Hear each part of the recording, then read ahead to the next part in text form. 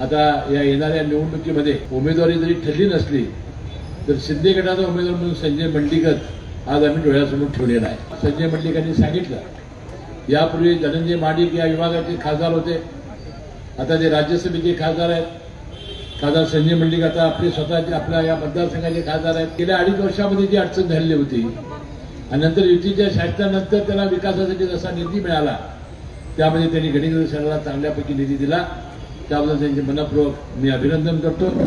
आणि या पुढच्या काळामध्ये सुद्धा आता या येणाऱ्या निवडणुकीमध्ये आता उमेदवारी जरी ठरली नसली तर शिंदे गटाचा उमेदवार म्हणून संजय मंडिकत आज आम्ही डोळ्यासमोर ठेवलेला आहे। आणि मला वाटतं धनंजय माडकांनी पूर्णपणानं मोदी साहेबांचं काम सांगितलेलं आहे। मोदी की गॅरंटी एवढा विषय ते वापरले नाहीत, मला वाटतं तो एक शब्द त्यांनी वापरला पाहिजे।